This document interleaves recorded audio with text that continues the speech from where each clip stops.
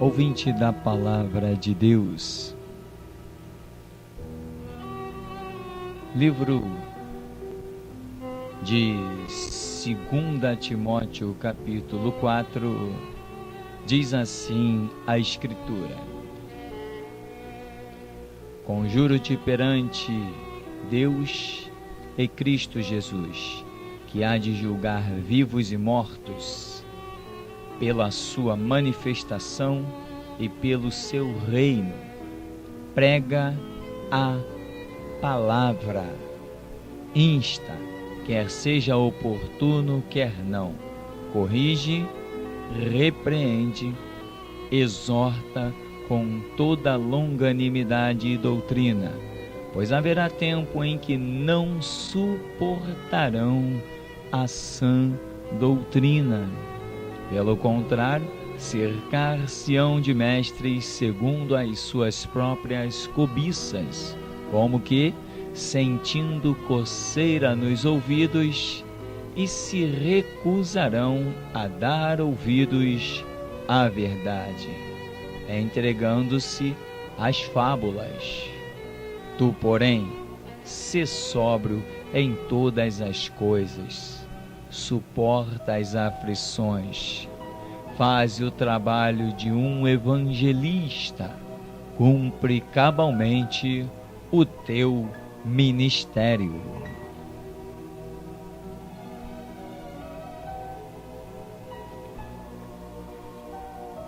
Querido, esta passagem bíblica, tremenda como muitas, eu quero atentar com você alguns detalhes desta passagem, em que o apóstolo Paulo, escrevendo a Timóteo,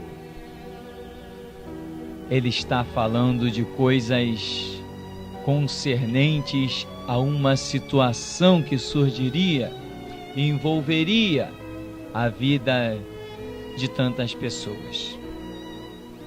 Bem, observa bem que Paulo diz assim, prega, mas ele diz, prega o quê? Ele diz, prega a palavra, insta, quer seja oportuno, quer não. Primeiro detalhe, a retórica de todo homem verdadeiramente homem de Deus é que ele se preocupa em dar a um povo somente palavras, conceitos, princípios, porque é isto que o reino de Deus se compõe, de princípios. Por isso diz a Escritura que Jesus se assentava, a multidão o rodeava e ele abria a sua boca e lhes ensinava. E os sinais seguiam a palavra. Bem, a história não muda porque Jesus disse, ide por todo o mundo e pregai o Evangelho. Fazei discípulos, ensinando-os a guardar tudo o que eu tenho dito. É Mateus 28, 19, é Marcos 16, 15... Enfim, você vai encontrar sempre as ordens de Jesus a seus discípulos, é para pregarem a palavra, é para fazerem aquilo que a palavra revela. Então, aqui nós vemos pregar a palavra.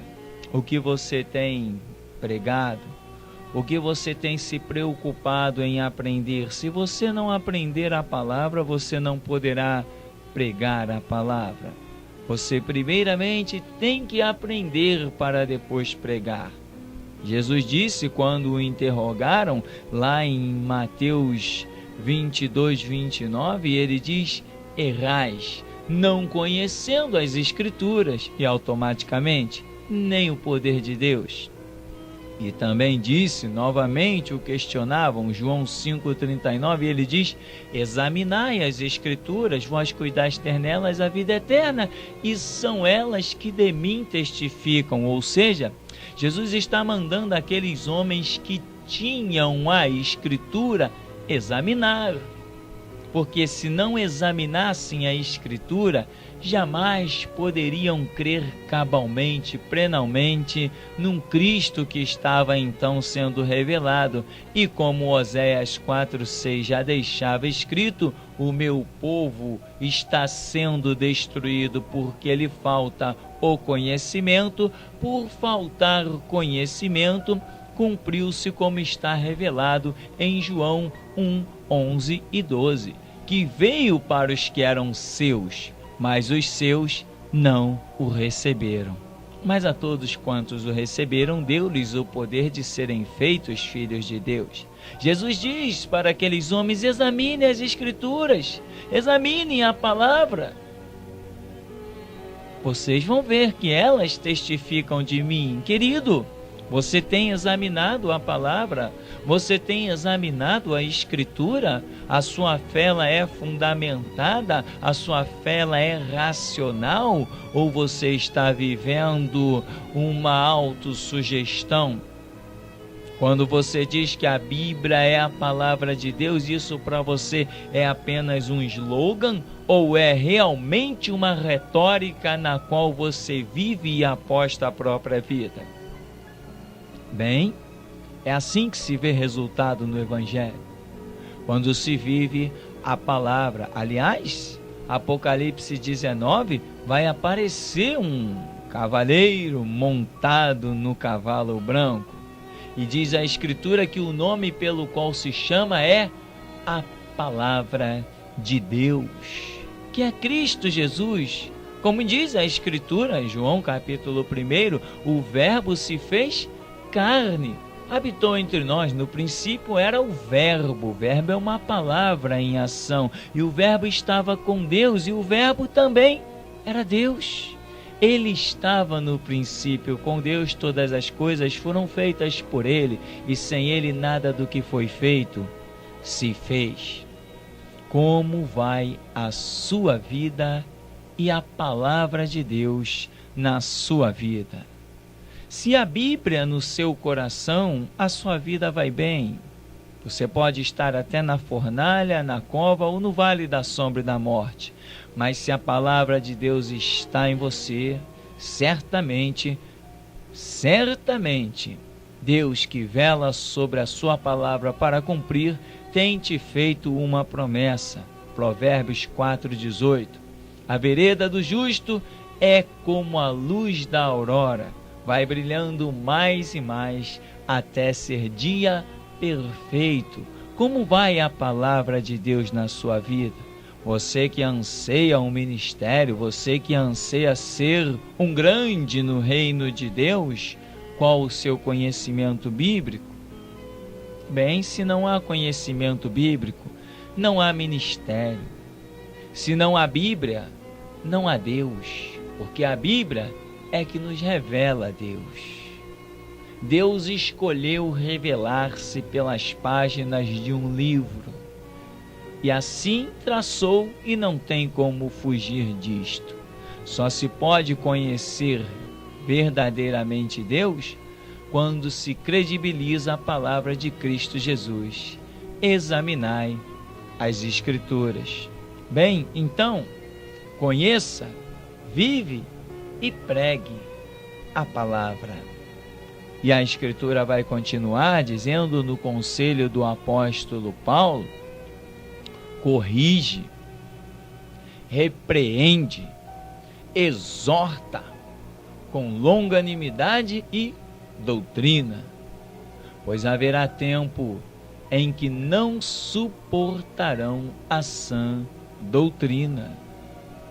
Pelo contrário, cercar-se-ão de mestres segundo as suas próprias cobiças, como que sentindo coceira nos ouvidos, e se recusarão a dar ouvidos à verdade, entregando-se a fábulas. O que são fábulas? Fábulas são historinhas sem princípio real e sem um fim lógico. Isto é uma fábula, algo passageiro, algo que não tem um princípio e não tem lógica. São historinhas do dia a dia que contamos para as crianças. Isso são fábulas. Agora, Paulo, ele diz: haverá tempo que não suportarão a sã doutrina. Ora, para quem Paulo está falando? Nós aí estamos chegando ao tema central do que queremos tratar nesta oportunidade. Se ele diz: não suportarão a sã doutrina, ele está falando para alguém outrora firme, outrora na doutrina, outrora no conhecimento bíblico, outrora caminhando verdadeiramente com Deus, outrora cheio do Espírito Santo, mas agora não suportando a sã doutrina, mas tangendo e caindo para a sua própria concupiscência. O que é a sua própria concupiscência? São os seus próprios desejos naturais. É o desejo de vestir-se muito bem, é o desejo de ter as luxúrias da terra, é o desejo de ter as coisas que compõem este planeta, é o desejo de ter os reinos do mundo, ter o seu ninho no alto, ter destaque, é o desejo de ser olhado como uma pessoa de bem na sociedade, de bem a níveis de coisas materiais e não a nível de caráter, dignidade, postura, atributos morais. Então, Paulo diz: não suportarão a sã doutrina. Ora, mas ele diz, tendo como coceira nos ouvidos, e cercar-se-ão de mestres, segundo a sua própria concupiscência, cobiça. Querido, atente bem para esta palavra e vá meditar. Estamos meditando em 2 Timóteo, capítulo 4, do 1 ao 5. Diz aqui: cercar-se-ão de mestres. Mas mestres segundo a sua própria cobiça e concupiscência. Porém, eu quero alertar você que está falando não de alguém qualquer, mas de um mestre. Porém, um mestre maligno, um mestre mal inspirado, um mestre predisposto em usufruir, ou seja, satisfazer a sua própria concupiscência. Porém, eu quero alertar você, um mestre não é alguém qualquer. O que é um mestre? É alguém que tem uma linha de raciocínio, certa ou errada. O que é um mestre? É alguém que tem algum conhecimento, certo ou errado. É alguém que está à frente de um grupo, passando uma diretriz, um conhecimento, certo ou errado. O mestre é alguém que conduz pelo ensino pessoas a um caminho, a um pensamento, certo ou errado. Agora, se você, como diz Hebreus 4:12, estiver cheio da palavra, que é a espada mais afiada e penetra a divisão da alma e do espírito, e que é apta para discernir as intenções, os pensamentos dos corações, se você está cheio desta palavra, seguindo o conselho e conceito de Cristo Jesus, se verdadeiramente és um discípulo, você terá o discernimento para discernir, compreender e entender. Eis ali um mestre, porém um falso mestre. Querido, o peso do conhecimento da palavra é tremendo. O peso do conhecimento da palavra é glorioso. Vale a pena. Como vale? É uma maravilha. Acredite, faz diferença nessa terra conhecermos, e não só conhecermos, mas não sermos só ouvintes, mas sermos também praticantes, como escreve Tiago. Faz uma diferença tremenda, porque Jeremias 1,12 o Senhor vai dizer que vela sobre a sua palavra para cumprir.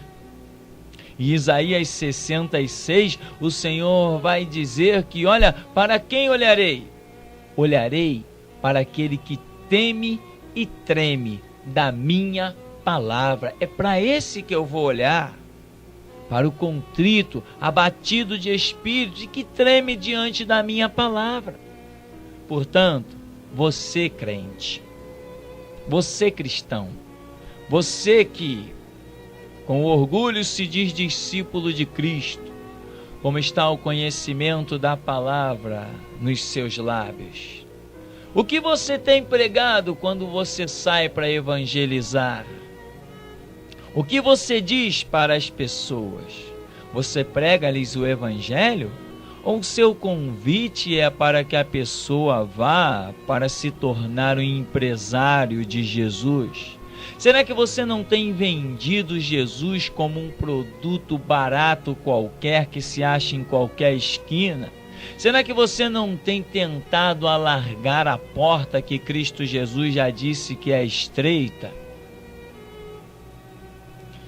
Bem, se você não tem pregado a palavra, mas você é daqueles que convida as pessoas para irem buscar idolatrias, objetos, se você é daqueles que fez do templo verdadeiros mercados, como aquele que Jesus entrou, sacou de um chicote, fez um azorrague, derrubou a mesa dos cambistas, soltou os animais, arrebentou com tudo, irou-se, e os discípulos lembraram que estava escrito: o zelo da tua casa me devorará.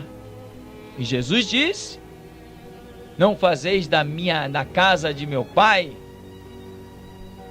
covil de salteadores, porque está escrito: a minha casa será chamada casa de oração. Você aí, onde você tem congregado, é uma casa de oração? É um local de estudo da palavra? O último culto que você foi na sua igreja, você ouviu a palavra? Saiu de lá aprendendo mais uma lição da Bíblia? Teve as suas orações colocadas diante de Deus? Como foi o último culto da sua igreja? Você foi edificado? E aí? Ou você recebeu de falsos mestres belas lições pré-determinadas, extra-bíblicas? Olha, se você não conhece Bíblia, você é um escravo a caminho das negruras eternas. Porque João 8,32 vai dizer: conhecereis a verdade, e a verdade vos libertará. Você é liberto? Só se conhecer a verdade. Senão, está se iludindo, está clamando, está gritando liberdade, cheio de correntes e grilhões. Ou você é daqueles que ainda acredita que quando alguém expulsa um demônio, pronto, acabou, Deus está plenamente. Você ainda não conhece Mateus 7, 21 a 23, que diz que naquele dia muitos chegarão diante do Senhor e dirão que profetizaram, que expulsaram demônios e que fizeram maravilhas. E sabe o que Jesus vai dizer lá em Mateus 7, 21? Apartai-vos de mim, nunca vos conheci. Ora, querido, cuidado,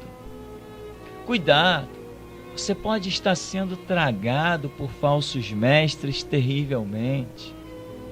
Se a Bíblia está abandonada na sua vida, Você está abandonado por Deus, está entregue à mercê da própria sorte.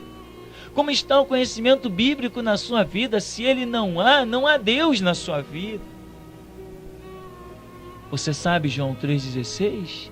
Sabe os primeiros versículos de Gênesis? Você sabe contar qualquer uma das parábolas? Como é que está o seu conhecimento bíblico? Se você não conhece Bíblia, você é um escravo acorrentado pelos falsos mestres. Nunca verá a glória de Deus. Bem, será que eu estou aqui pregando para minha exaltação? Será que eu estou com esta palavra querendo me colocar acima de alguém? O nome que eu estou exaltando não é o de Cristo Jesus? O que eu estou te aconselhando não é ir para a Bíblia e ler a Bíblia? O meu nome você nem vai saber. Mas que estas palavras hão de queimar contigo, hão de queimar no teu espírito. Você precisa conhecer o que diz a Bíblia e deixar de ser escravizado. Ou você acha que todos os homens que estão de Bíblia na mão, dizendo Jesus, Jesus, Senhor, Senhor, são homens de Deus? Simplesmente eles têm uma visãozinha diferente, é mesmo? Então os falsos mestres, como Paulo deixou escrito, como Jesus também em João 10, nunca se levantaram. Não existem falsos mestres, não existem falsos profetas, não existem enganadores, não existem lobos devoradores. Não existe lobo com capa de ovelha. Então a escritura não está se cumprindo. É todo mundo verdadeiro, só muda a visãozinha, é isso mesmo? Você acha que é assim? Você acha que ter o seu nome escrito num livro aqui na terra está garantida a sua bênção? Não pense isso. Olha, Oséias 6,3 diz assim: conheçamos e prossigamos em conhecer ao Senhor. Oséias 6,4 vai dizer: eu quero misericórdia e não sacrifício, conhecimento de Deus mais do que os holocaustos. Bem, querido, a decisão é sua. A minha parte eu tenho feito e não me canso de fazer. Cada dia é pago um preço diferente, mas que Deus continue a achar na terra valentes, pessoas que elevem os seus olhos para os montes e saibam que o seu socorro vem do Senhor Deus, que fez os céus e a terra e que não deixará vacilar o nosso pé. Aquele que nos guarda não tosquenejará. Enquanto houver fôlego em mim, eu direi a você: leia a Bíblia, estude Bíblia, entra no teu quarto, fecha a tua porta, Mateus 6,6, fala com teu pai, pede a ele a direção. Senhor, para onde eu vou? Senhor, dá direção aos meus passos. Senhor, dá força aos meus músculos. Querido, como vai a sua vida? É apenas social? Todas as igrejas você acha que são verdadeiras? Se você acha assim, o seu conhecimento bíblico é zero. Você acha que todo homem que está de terno e gravata atrás de um púlpito é homem de Deus? Você acha isso mesmo? Então por que Jesus disse que muitos dirão Senhor, Senhor, e ele dirá: nunca vos conheci? Querido, não esqueça da grande lição da Bíblia. Judas foi um apóstolo que disse Senhor, Senhor também. Foi o homem que expulsou o demônio. Estava entre os 12 quando voltaram dizendo: Senhor, em teu nome até os demônios se nos sujeitam. Os enfermos foram curados. Senhor, que glória nós vimos, que maravilha. E Jesus diz: olha, eu vi a Satanás como um raio cair do céu. Alegrai-vos, primeiro, porque o vosso nome está escrito nos céus. Mas teve um que depois teve o nome riscado dos céus. Mas ao que vencer, Jesus diz: de modo algum riscarei o seu nome do livro da vida. Bem, eu quero terminar por aqui, deixando este milésimo grito a você. Vá para a Bíblia. Quem conhece a Bíblia, conhece Deus. Quem conhece a Bíblia, conhece Deus. Valorize aquilo pelo qual Cristo Jesus veio ao mundo. Aquilo pelo qual Cristo Jesus suou gotas de sangue no Getsêmani. Foi esbofeteado pela criatura. Foi pendurado no pódio do Calvário. Valorize aquilo pelo qual foi dito: Eli, Eli, lama sabactani. Valorize aquilo pelo qual Cristo Jesus viveu, morreu e ressuscitou ao terceiro dia. De que estamos falando? Da palavra. Mais uma vez eu quero dizer para você, quando você sai no evangelismo da sua igreja, o que você prega, ou você não prega nada. Você não tem coragem para pregar, você não tem conhecimento, você não tem disposição, o seu evangelismo é vazio e é barato. Você vende Jesus como um produto qualquer em liquidação. Você barateia o sacrifício, você barateia o sangue, você barateia a separação, você barateia o véu do templo ter rasgado-se, você barateia tudo. O céu ter se feito trevas, você barateia Cristo como um produto qualquer. Você não tem nem coragem de pregar a Cristo porque você não tem conhecimento de Cristo. O seu evangelismo se resume a entregar um folheto e dizer assim: vai na igreja. Por quê? Você é a igreja, as pessoas têm que ir a você. Quando os discípulos disseram assim: Senhor, despede a multidão, vem atrás de nós, olha, é muita gente. A noite está caindo. Não temos como alimentar a multidão. E Jesus diz assim: dai-lhes voz de comer. Meu querido, você tem que dar de comer à multidão. É você.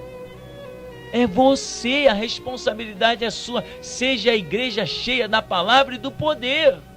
E alimente a multidão. Apenas entenda esta palavra como alguém que te ama e que quer ver você alcançar a glória de Deus. Entenda esta palavra como alguém que ora para que Deus envie trabalhadores para a sua seara. Entenda essa palavra com alguém que está preocupado em ver a igreja de Jesus Cristo ser edificada pela palavra. Porque João 15:3 diz: vós já estáis limpos pela palavra que tendes ouvido. João 15:7: se vós estiverdes em mim, as minhas palavras estiverem em vós, pedireis o que quiser e vos será feito. Jeremias 1:12: que viste Jeremias, uma vara de amendoeira, viste bem, eu velo sobre a minha palavra para cumprir. Salmo 119, 105: lâmpada para os meus pés e a tua palavra, luz para o meu caminho. Salmo 119, 11: escondi a tua palavra no meu coração, para eu não pecar contra ti. João 6, 68: disse Pedro: Senhor, para quem iremos nós? Só tu tens as palavras de vida eterna. Querido, o Senhor te abençoe e te guarde. Sobre ti levante o seu rosto, te dê a paz.